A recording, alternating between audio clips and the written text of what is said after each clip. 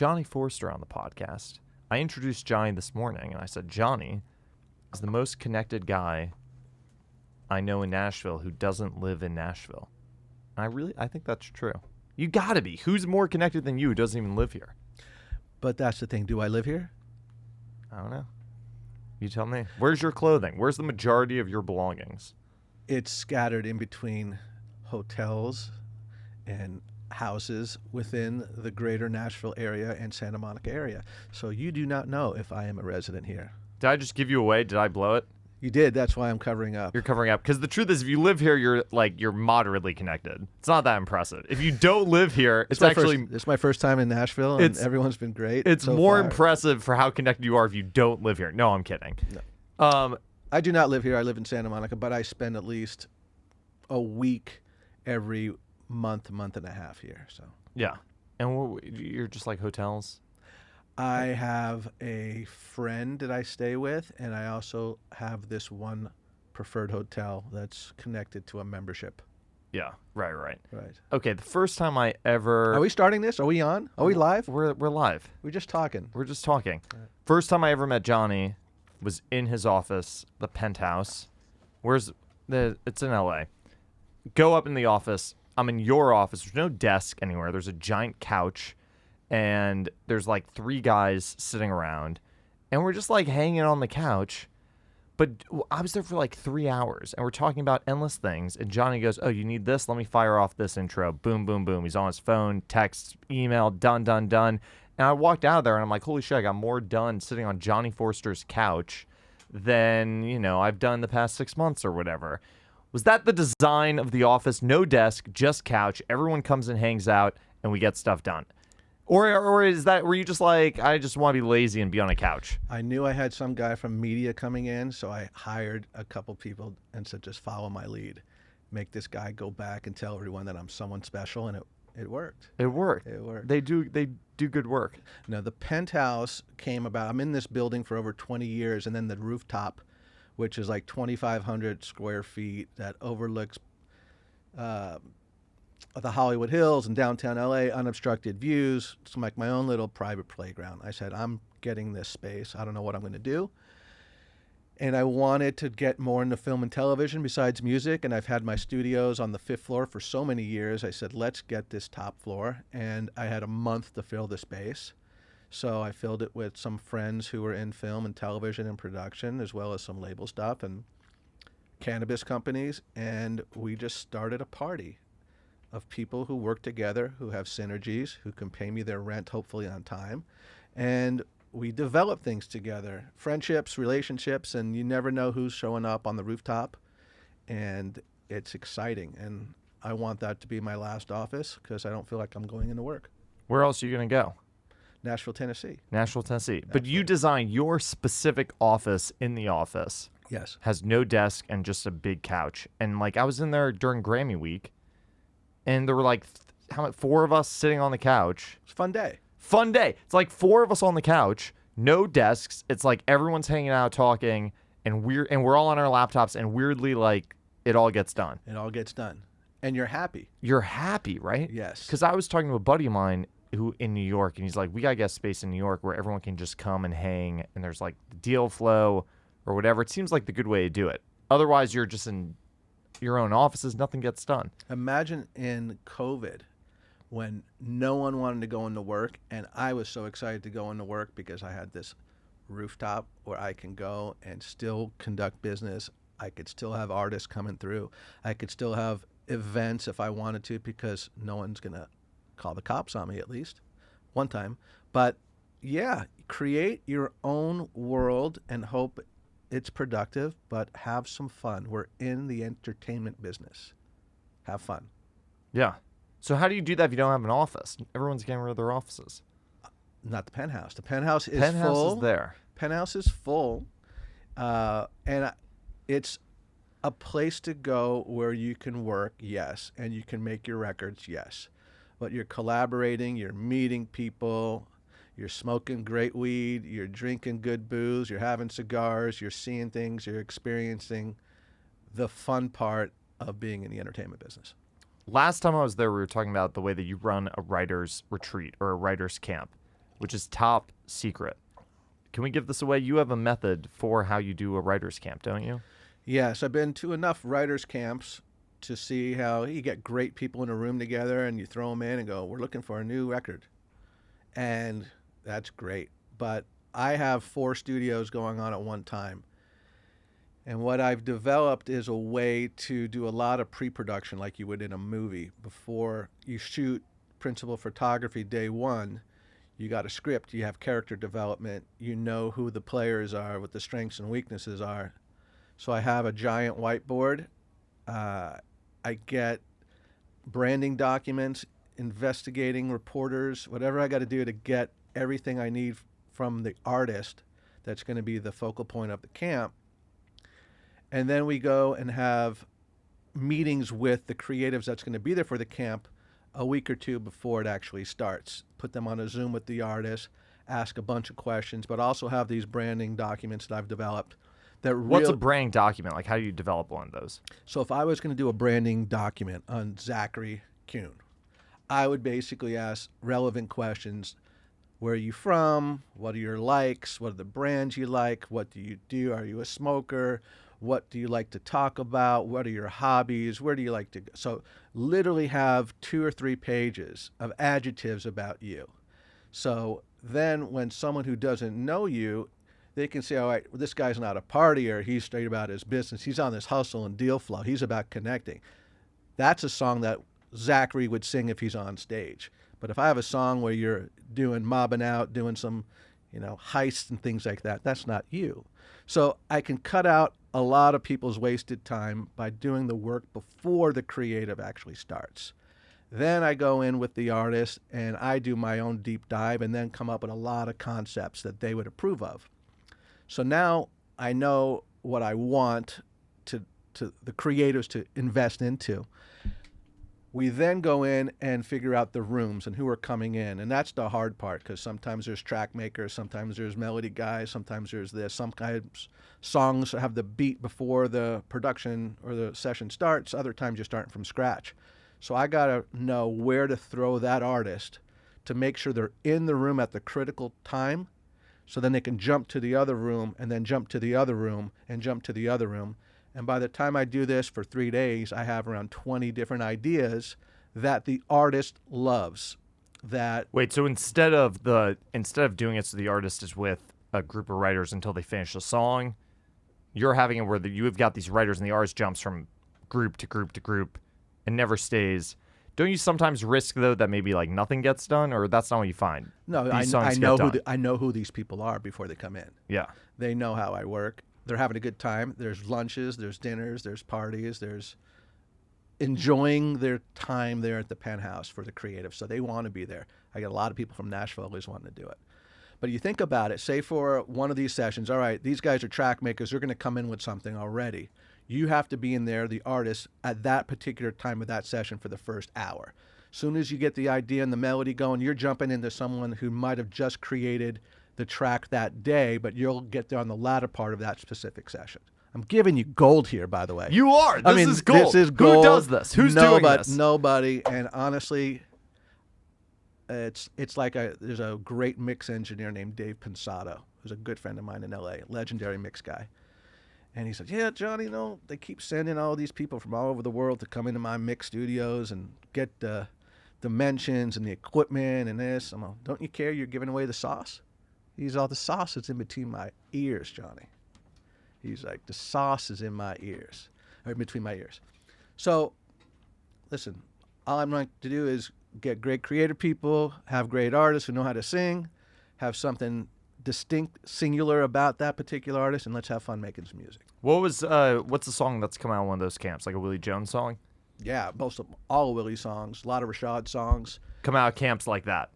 Yeah. I mean, and now what I'm realizing as I evolve, as the business evolves, that we can make a full body of work, an EP, in a week. And because I have my own label partners and distribution and internal short-form content teams and things of that nature, the best thing about what we're doing is we're releasing the songs we like quickly. So the volume game is the game. The feeding the beast of the algorithm is the game. So I know if I can make great songs with the squad that I have and friends who are also great musicians or producers, we can then say, all right, great, we're mixing and mastering this, and this one's coming out in 4 weeks, and that one's going to come out in 8 weeks. And guess what? I'll see you guys back in 6 months, and that's the whole album cycle for the artists. And if the artists are hungry and have the balls to do this, we figured out a way to release great music and not play the long tail game of putting stuff out every 2 years. It's just not the business anymore. Right. Is every artist that you work with who has a label deal or a distribution deal, are they all JVs with the Penthouse? Like Willie is with Sony Music Nashville, and then is he with the Penthouse? Or how's that work? Willie is signed to the Penthouse with a joint venture with Sony Music. So with Sony Music. So when you put a deal like that together, every deal you do is like this, right? Yes, because my added value is making the records. My added value is protecting the artist's integrity and their vision. And the way to do that is make the records. And if I have the facilities, the A&R background, the ability to get great musicians and producers and songwriters with these guys and then mix it with the best there is and master, I can compete. So that's my added value. So management is a component that has come from there, which I'm passionate about, but in all honesty, I like making records. So when you do those JVs and you pitch them like to Sony Music, hey, this could be a JV with the Penthouse, do they buy into that, or do you have to sell it to them that you're going to bring enough value that's going to be worth it? Or do you feel like they would rather do it on their own, but the artists are so compelling or whatever that they decide it's worth partnering up with you? The key to it all, Yeah. never sell. Never sell. They come to you when there's excitement. Yeah. It's kind of like, and then you call the shots. if you, I write down a piece of paper, and some artists and clients that usually fight with me because I'm very honest with them. I write down 2 words, and I say, keep this in your wallet, keep this in your pocket. And those 2 words are leverage and options. And if you don't have either of those 2, shut the hell up until you do. So I can go to, and it's years ago is different. We have relationships with these label heads or what have you. You can go in and go, I think this guy's great. I think she's amazing. And here's why I think. And I got these songs. Those days are over. So we now know we can make the records. You go meet with the labels now, and all they're preaching is short form content. So we have that internalized now. And now we can build these artists to a level where we can continue to take them on ourselves, or we can partner with a mothership that's going to give us other services that we don't have. So each artist is different, but for what my strengths and what I love to do, it's making the record. So how are you involved? You sign the artist to your label and then add the value and show them that you add the value. And they're still getting great deals, so they're happy. Everyone wins. Everyone wins. Okay, so you signed Willie Jones. You signed him off of a tip. Like his girlfriend was a friend of yours who calls you Yeah. and says, "Hey, I got this guy you got to check out." Yeah. And then what? So she's a friend of mine, and I've known for years, and says, I want you to meet my boyfriend. And I said, you don't usually have boyfriends. And she said, shut up. I'm bringing my boyfriend in. And she brought in this guy. I go, I thought you were bringing in a country music artist. And he's like, yeah, I do country music. I'm like, damn. I'm like, you look like the Marlboro Man. I mean, I'm excited. I'm like, who are you? And he told me, and I didn't. Why'd she think that you had to meet this guy? I'm that guy that just does what he loves to do. And having Willie where he was at that particular time, probably a lot of people wouldn't take that bite. But I heard his voice, and I said, whoa. And I saw him. I'm like, I want to hang out with you, and I just met you. So he had the it factor, electricity walking in the room. And you know when someone walks in, when heads turns or the energy gets sucked out of the room, he has that to the 20th degree. What he didn't have at the time was music, but I didn't know he was on the X Factor, and I didn't know he had a $500 million this or what have you. But I heard and saw something, and I go, I don't know if this is country music, but I love what you're doing. And I didn't have any expertise in country music at the time, too.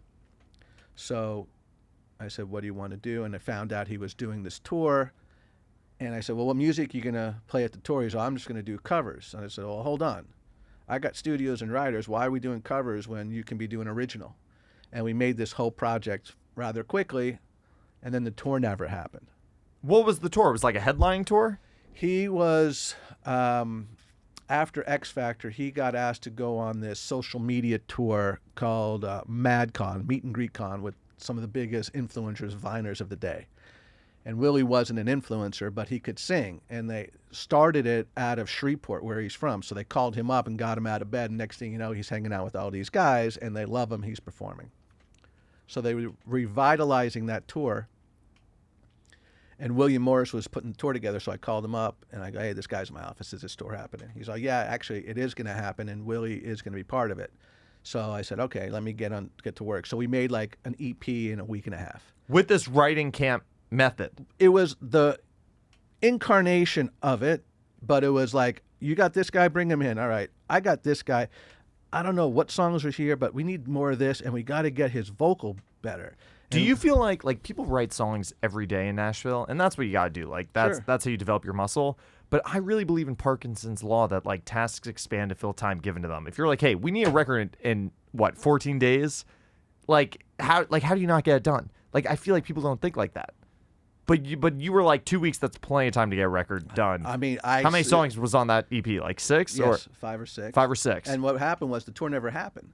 And I had a deal at the time with InGrooves, digital distribution that Universal has since bought. But I said, I'm just going to put this out at InGrooves and see what happens. And literally like a week before, at this beautiful place called the Penthouse, where a lot of creatives go and mix you together. gotta go to the Penthouse. You can't even get in, but if you can get in, you gotta go. You got to go. You gotta go. And guess what? There was this guy named Justin Hunt who worked for Empire and did like content creation. And he was on the patio, and he wasn't smoking weed at the time, but he might have been. But he heard Willie's music coming out of my office where there's no desks, just couches.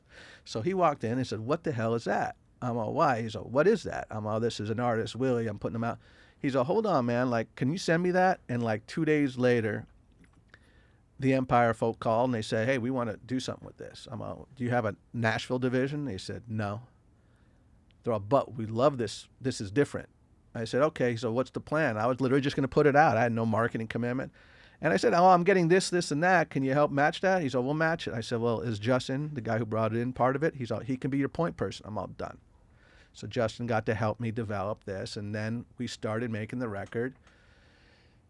Came to Nashville for the first time and literally had a publishing offer that day, and they wanted a label signing thing that day, which I couldn't do because I already had my label situation.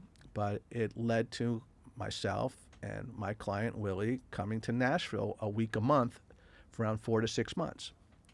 And then the crazy mind of what I was witnessing and saw opportunities for ensued with a vehicle like Willie Jones, who's unique and a star, and people started believing in that. And the next thing you know, the greatest community of individuals in Nashville, Tennessee opened up their doors to me and their hearts to me, and I became like a staple with these people that I've created my own little circle with, and now they're like my best friends in the world. But did they reach out to you? Because I've literally sat on your couch when we've called, like on the phone, like let's just call them, boom, on the phone, emailed, texted, literally the most important people in Nashville, like the top, the Billboard power players, boom, like the guys. Did they all reach out to you, or you identified some of them and reached out to them to try to get to know them? Like you know everyone.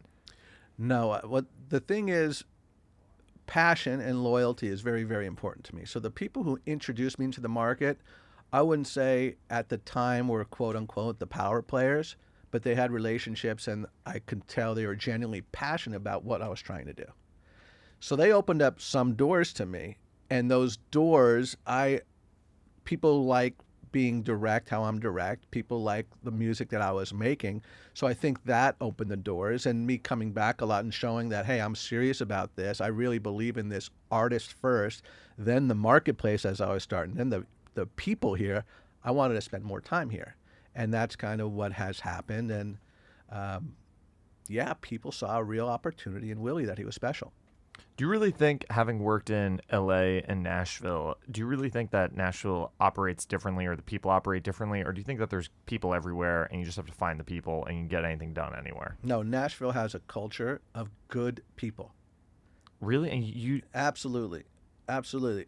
I can right now, if I wanted to, probably stay at 100 people's houses for a month and they wouldn't even care. and you couldn't do that in LA? Well, maybe, but I've lived in LA my entire life, my adult life. Yeah, they accept you. They take accept you for it. granted. Absolutely. This place is special.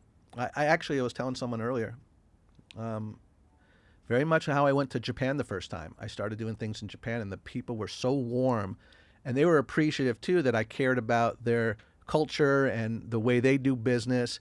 And then I would say, well, can't we do it like this? And they would say, well, we don't, but I guess we can try. And that's kind of what I'm doing here in a way, in a small sense. I mean, my small level of success I've had here is just trying to figure out ways to do it in the way my business is set up and complement what already is the heritage of Nashville.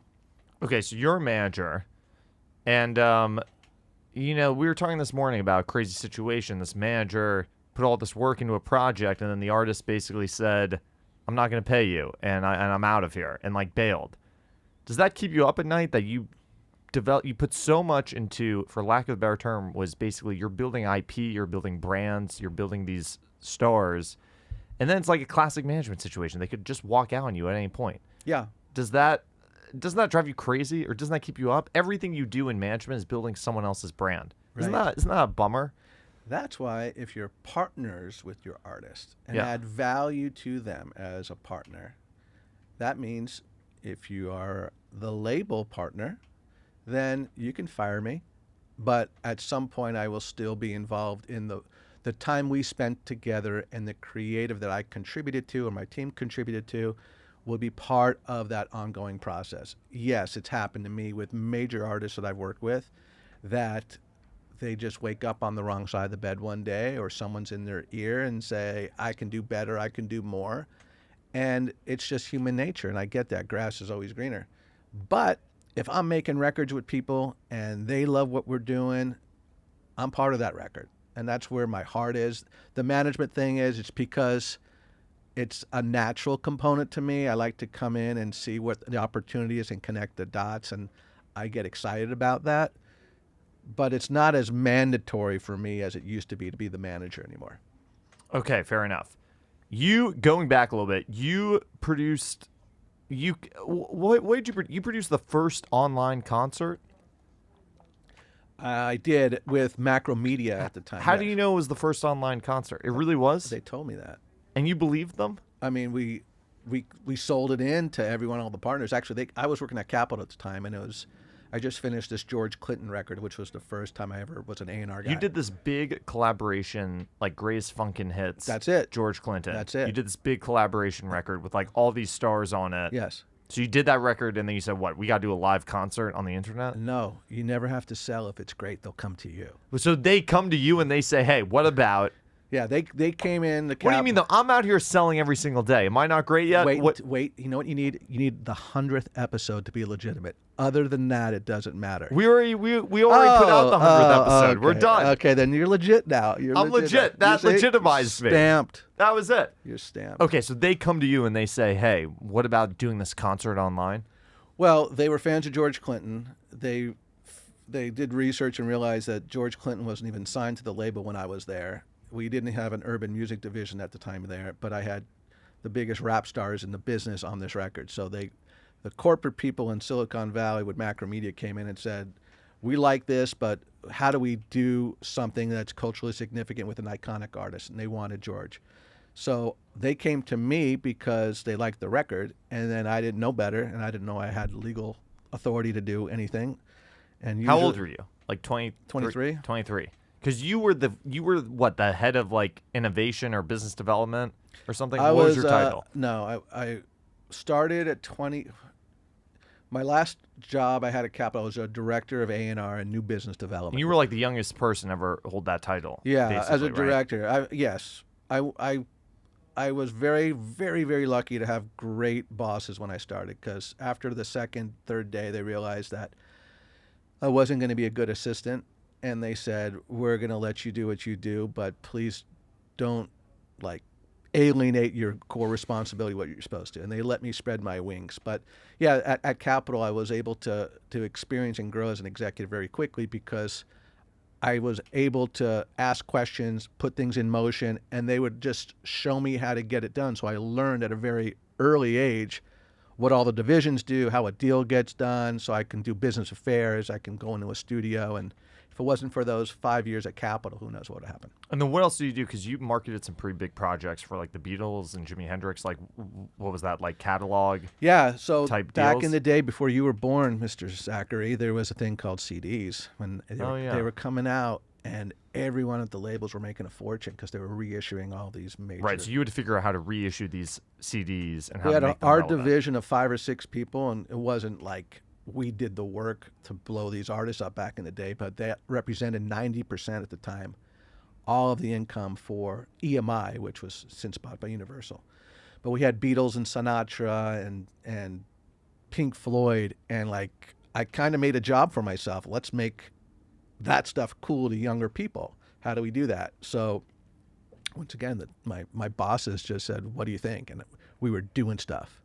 And the creative vibes were there, and the tower was buzzing, and people were excited to have a job in the record business. And honestly, it was a great time to learn what the hell you do in the music business. So what would you do? Like, you would say, hey, like, this Beatles album needs to come out, and then you No, would... I had no juice like that. But they would say the Beatles were different. I had a different responsibility and input in the Beatles stuff. Sinatra, I had more involvement in. Tina Turner stuff. Who else? Bob Seger, we did some fun things. Jimi Hendrix. But the Beatles, they were accounting for so much business and TV stuff that we were doing. I was involved with a lot of international markets based in the U.S., and the cool story was they did ask me to go smuggle the Beatles masters in from Heathrow. What do you mean?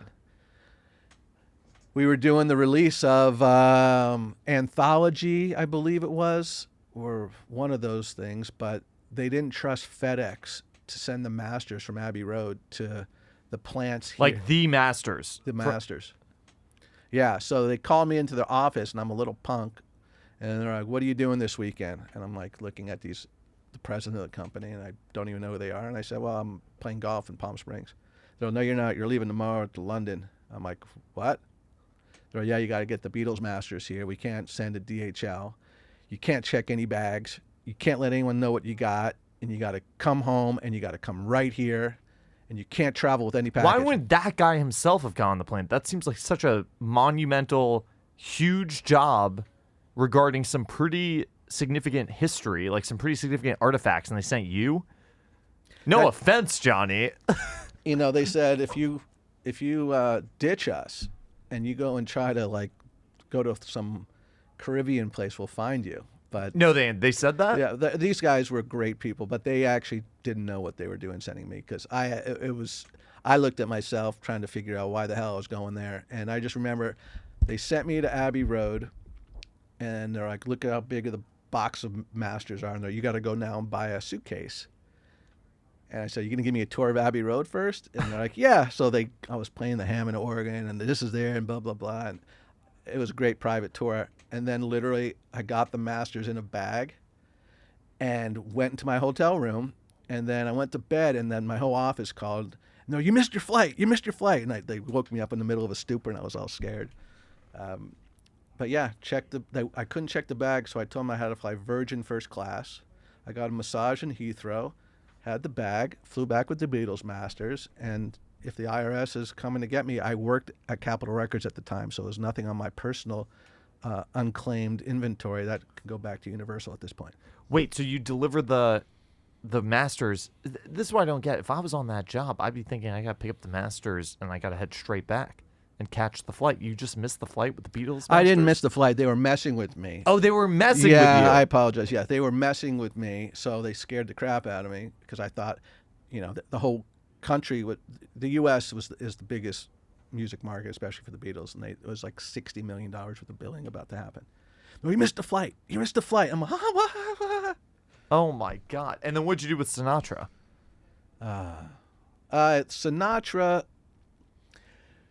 there was an 80th birthday of Frank Sinatra's, it was a special, and it was on ABC or CBS at the time, and that was airing on a Thursday. And because my bosses let me do whatever I wanted to do when I was at the label, I made relationships with every sports team. So the NBA teams, NFL teams, NHL teams. Who'd you meet? Like, who'd you have the relationships with? I called the marketing heads and I said, who's in charge of in-music play at the arenas as well as the videos? And they're all, who are you? I'm about to send you all the Beatles music you want, all the Tina Turner stuff. I'm going to send you all these CDs. They're all, really? I'm like, yeah, but can you play that there? And then when we have certain things to promote, can you help? And I built this network. And then the opportunities came to do meet and greets and national anthems. So then the country world found out at Capitol that I was doing that. They were calling me to, Trace Atkins at the time. They're like, you don't know us, but I'm the president of Capitol Nashville. We heard your name. Can you help us get a 6-city tour or anthem here? So I built this thing. Anyway, I had these relationships with the teams. So I thought, why don't we have different NFL players sing different lines of My Way? So I sent out, there were DATs at the time, to the teams because I knew they had their video crews. And I go, I want Junior Seau to sing this one. I want Drew Bledsoe to sing this one. The stars of every team. And no one sang no for Sinatra. Yeah, right. So I got them all back, and I got a call. Mind you, I didn't have an office. I was a young kid. And the head of ABC television, are you the guy doing the Sinatra thing? I said, which thing? He's with all the teams. I said, yeah. He said, what are you going to do with all that? I don't know, but I'm trying to figure out. I think it could be cool if we do this, that, and the other, but I was actually hoping to get a hold of someone for Monday Night Football. He's all, well, I'm in charge of Monday Night Football.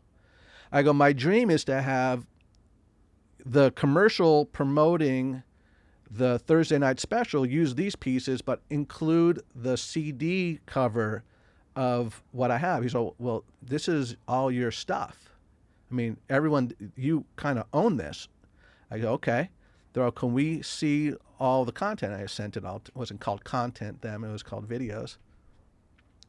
Long story short, if I can make it short, I was watching Monday Night Football by myself in Marina Del Rey in my apartment, and there was, from the start of the kickoff to the end of the show, was a Frank Sinatra commercial.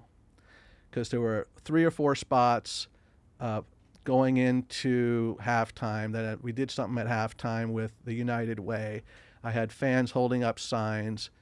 And then at the end of the telecast, they took every player and did the montage from the beginning. Happy 80th, Frank. We love you. Special. There's the CD cover. So mind you, that's a couple $1 million worth of advertising.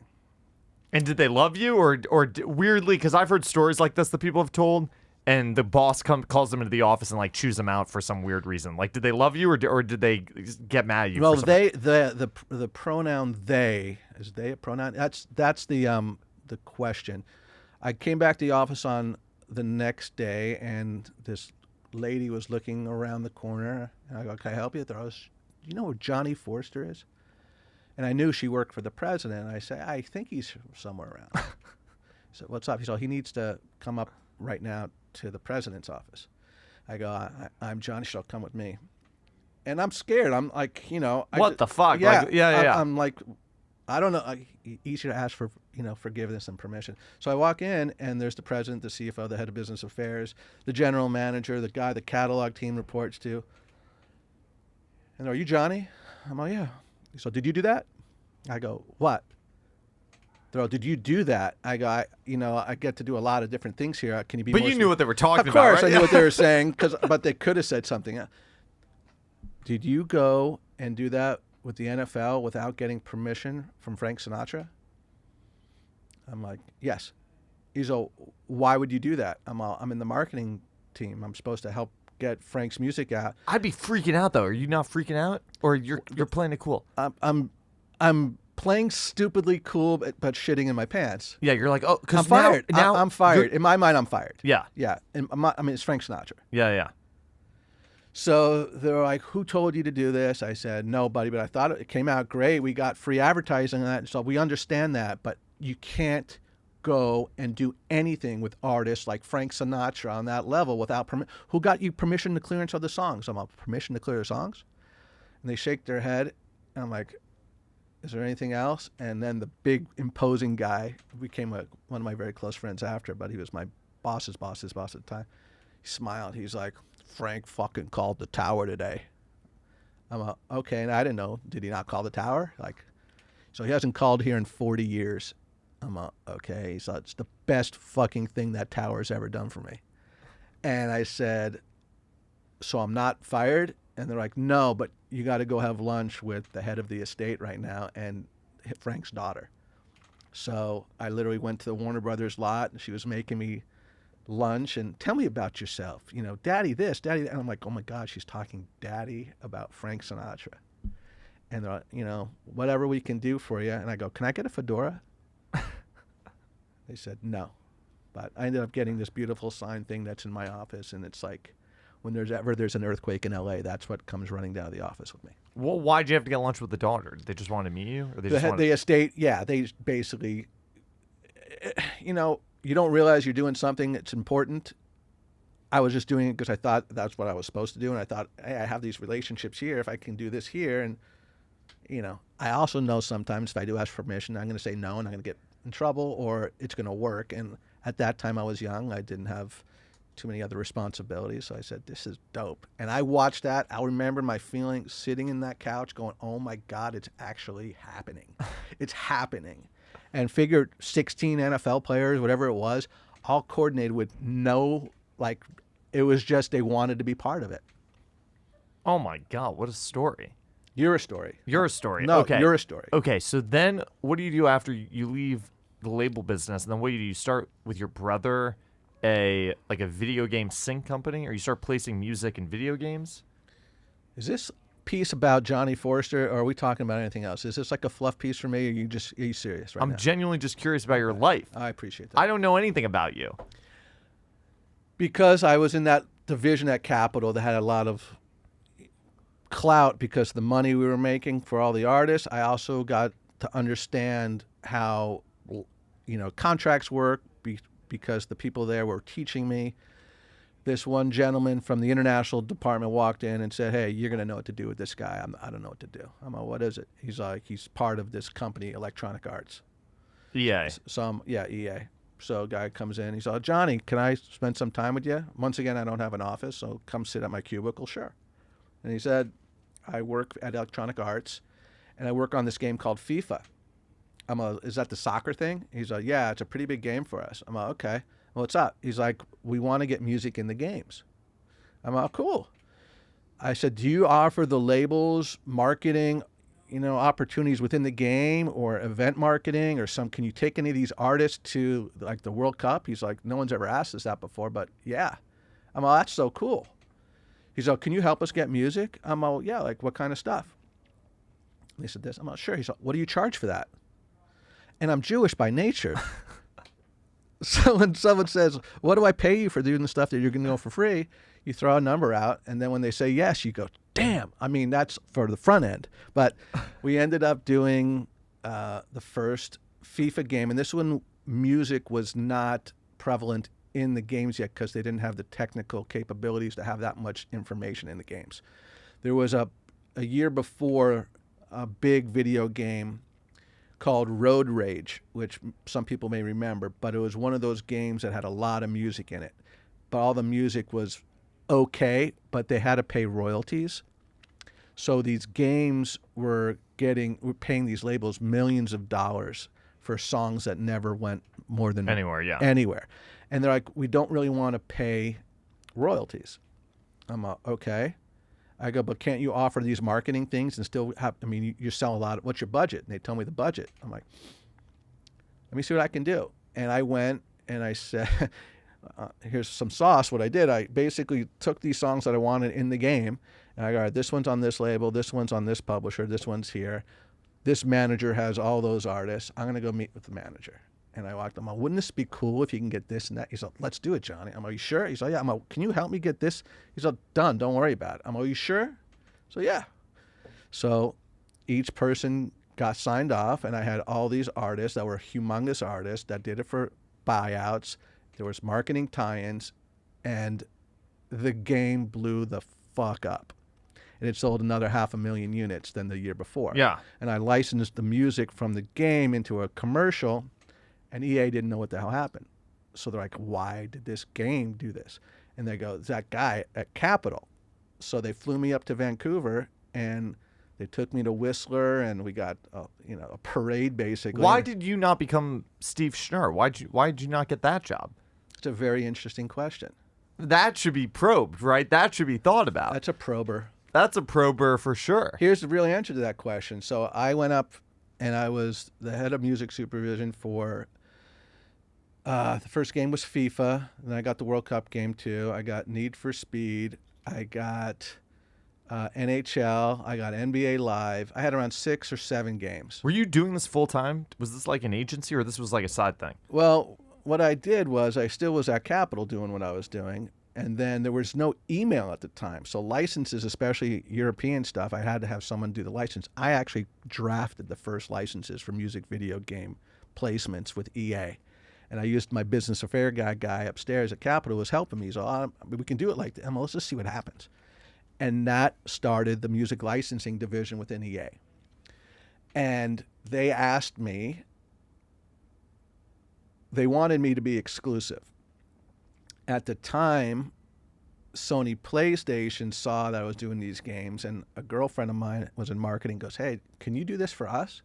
I go, sure. And then someone who left Capitol went over to Activision, goes, hey, you're doing all these, can you do this for us? I said, sure. Yeah, so now I had all 3 of them, and I was their exclusive music supervisor. And then one day they read that Snoop was in one of my games. He was also in, they're like, we wanted that song in our game. I'm okay. They're like, your exclusive music supervisors are for us. No, I'm your exclusive. I can still work. And they're like, well, Johnny, we need that, exclusivity. And they asked me to move to Vancouver for EA. And I said, I got these artists signed. I'm doing this. I just left that. And I didn't take the job. And then 6 months later, EA Sports opened in Marina Del Rey. And I called my friends up. I'm like, you didn't know that the headquarters were going to be down here and I could have stayed down here? And he's like, we couldn't tell you. So I ended up keeping a couple more of those clients, and then they internalized the functions I was doing as a A&R supervisor clearance guy. They now have huge staffs. But back in the day, it was myself and my brother. I was getting stacks of CDs like this, and I listened and watched the games, and I would see how I made the budgets, and yeah, we ran a shit ton of music supervision for the games. What does your brother do? Is he in the music business? He was a lawyer. He went to Pepperdine Law, and he was just my road dog. And I'd go, I can't handle this. I don't know. We had a licensed Chumbawamba for some big game, and it's in Germany. You got to fax these people at like 4 o'clock in the morning, So it was that type of shop we had set up, but we got it done. God, I love that. Yeah. Love that story. There you go. Oh my God. Okay, so now you're Mr. Penthouse. No, I was not Mr. Penthouse. No, I'm saying now today. Oh, today I'm Mr. Penthouse. Yeah. Talking about today. You gotta keep up here, Johnny. Please. Today you're Mr. Penthouse. You're managing Willie Jones and Rashad. You have a handful of other artists as well. You manage producer, writer management. And like, what's happening with Willie Jones and Rashad? Like, how are they going to take over? I think they have their own unique place within not only country music but music in general. They're on tour together. It's kind of like a proud father seeing both of them on the road together, supporting. Do they call you complaining about the other? And never, never. No, and honestly, because Willie has his own show on Apple Radio, Rashad really looks up to Willie as one of his mentors, as he's opened the door for him for a lot of things that he wants to do. And Rashad streams so well and is so self-contained and has built his own audience and is true to who he is more than like most artists I've ever met. It's great to see them both having their trajectories, but they both have their own paths as well. So it's what? How do you manage them? What's the, like, if you had to sum up the job in a sentence, what is it? It's just like getting people to talk about them, or it's keeping the wheels running, or it's like what's the role? Management for me, I usually say this half jokingly, but it is kitty litter. I'm kitty litter. What does that mean? That I clean up the shit and make it smell good. That's kind of what I do for a living. that's the management side. I mean, it's connecting the dots. It's putting them in the right relationships, in the right optics for them. It's making sure their music's great. It's making sure they're confident in themselves and the vision and the plan we're going with. And there's missteps and there's problems and there's pandemics and there's bad girlfriends or husbands or what have you. But the reality is, make great friggin' songs, find out who your fans are, and just go. Yep. Okay. In private, you've told me a couple stories about times when you've like hacked the system or you've like worked people to kind of get what you want. I never said that. Never said that. Manipulation is not. Manipulation is not a thing. But you've told me some great negotiation stories of ways you've negotiated different things. All brilliant. Anything we can share? Is there one story we can share about a time when you really hacked the system and made it all work? We got some good ones here already, but give us one more. I'm writing. We have a movie that we're doing, but I'll fill you in the path. One of the things it's in the movie too. That's going to come out. But one of the things, I had a boy band, and they were an independent boy band, which never really works. But I hacked a system on how to get them fans by performing. So there was 2 hacks with them. One is I created an anti-bullying tour that didn't really exist, but we provide an anti-bully assembly for schools for free, and each member of the band had their own story to tell to the whole class. And at the end of each free assembly, we do a 15-minute concert and pass out flyers saying we're performing at the mall on Saturday. And I rinsed and repeated that with these guys. You know, sometimes we did 10 schools in a week. So imagine no one knows who you're at on a Monday, and Saturday there's 1,000 kids paying money for merch to see this stuff. And what was the name of the band? I don't want to say. Just it ended miserably for a lot of reasons, and I refuse to align myself with that. But the hack was we built an audience in pop, sugary boy band land by actually doing shows, and we made money in that. And we ended up doing a deal with Sony for Asia. But another thing we did on that is I got the song to SiriusXM, and SiriusXM said, well, a way we're going to keep them on is if when the songs are played, the Shazams from the audience know. So I knew when the songs were going. And I had all these fans, the girls across the country, I had siloed in each major market. There was like a head of the fan club, and then they had 10 other people that were supporting that particular head of the fan club. Anyways, I'd say, all right, on Tuesday night at 6:45 Central Time, this song's being played. Shazam it. You got to go to the Apple stores, and you got to walk around and say, Siri Shazam, Siri Shazam, Siri Shazam. And this worked? Worked. We were number 1. Is this a band that if you did say, would we know this band? Maybe, but I'm not saying. Okay, fair enough. Yes. Okay, last thing in our final moments. Jonnie is a children's book author. He's got a book out right now called The Bird and the Bee, which is about acceptance. It's just about how we all have to get along. Get along. Get along. And it's beautifully illustrated. Who'd you find to illustrate this? You found... Her name is Yulia, and I found her during COVID on a website, and she's from the Ukraine, and she's never done a book before. She's just character drawer in her bedroom, and probably the most gorgeous children's book. Anyone who has a child, just go online, and I guarantee there's never been a book that has been illustrated more beautifully than The Bird and the Bee by Jonnie Forster. And what's happening with it? Is it going well? Yeah, it's going great. Simon & Schuster published. How do you get a deal with them? How do I publish a book? I always feel like you gotta be somebody to publish a book. Now you manage somebody. If you're over 100 podcasts, you're somebody. I'm a somebody. You think I could get a book deal? Look at you. I have an idea for a book that I want to write. Let's go. You think I could do the deal? I know you can do. Think. Just what? What? Look at you. Are you kidding me? You know what I'm gonna do? Next episode, I'm gonna interview you on what you've done and what you're able to do in a short period of time by the gumption and your brain and the hustle. You're the big mitzvah, not me. You're the big mitzvah. I'll take the praise, but it's about Jonnie today. But what? So you sign the deal, you write the book. How long does it take you to write the book? No, not at all. Just like I told you, don't sell. Don't sell. So what'd you do? You wrote the book? I wrote the book.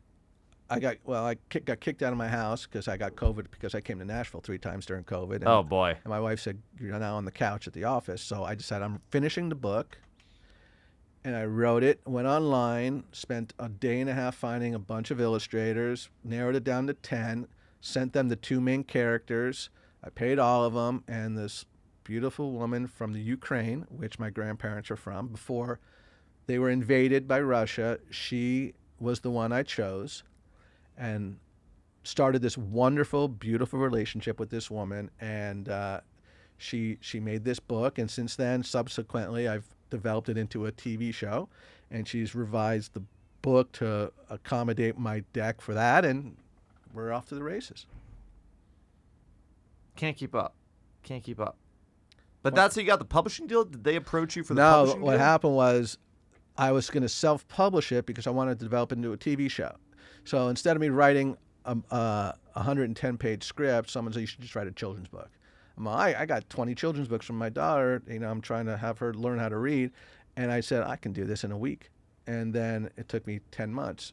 But by the time it was done, my friend's like, "What are you going to do with this?" And I said, I'm going to self-publish it. I need 20 copies. I'm already meeting with CAA and this agency and this animation house. And he said, "Hold on." And I got an email back. "Where's Simon Schuster? We would love to publish this book." And that was it? Sometimes that's how the world works. All right. And do they give you an advance, or what happens? They just distribute it? I'm under a tight NDA on the deal terms of my book deal with Simon and Schuster. But No, you're not. But needless to say, amazing opportunity for someone who's never written a book to have a book. And guess what? My daughter learned how to read. From the book, taught her how to read. What else is there in life? What else? That's it. You got to read the book. If you're listening to this, you got to check out The Bird and the Bee, Jonnie Forster. And you can go to penthouse.life. .life, because it's about life. It's about life. Celebration, l'chaim. L'chaim. Penthouse was taken. Was that the... No, I got the Penthouse, and then I got the penthouse.life. You're like, that's better. But here's this. True story. I had to get, for my trademark, I had to get the Penthouse magazine to approve my trademark to be able to work in the fields that I'm doing. And you got it? It's all about having a very good attorney, shout out Christian Barker, and doing something wholesome that also borderlines debauchery, like what is the ethos of the original Penthouse magazine. There's, just the celebration of the music industry through my company. So they felt, why not give this guy a shot? Give this guy a break. Let's go. My God. He's been walking through the desert for 40 years. Let's Give go. this guy a break. My goodness. Jonnie Forster in the Chase studio on the podcast. I love this man, by the way. You guys have a national treasure right in front of you. Watch what happens with this guy over the next 5 years. Mark my what words. happens with this guy. Hey, This guy's already here. I'm already on my precipice of figuring out how to, go fishing every day. You, my friend, you're the guy. Trying to be the guy. Jonnie, thanks for coming on. Anytime, buddy. See you next time. Bye now. Bada bing. Bada bing, Jonnie. He comes on. He saves the show. He does it all. He does it all.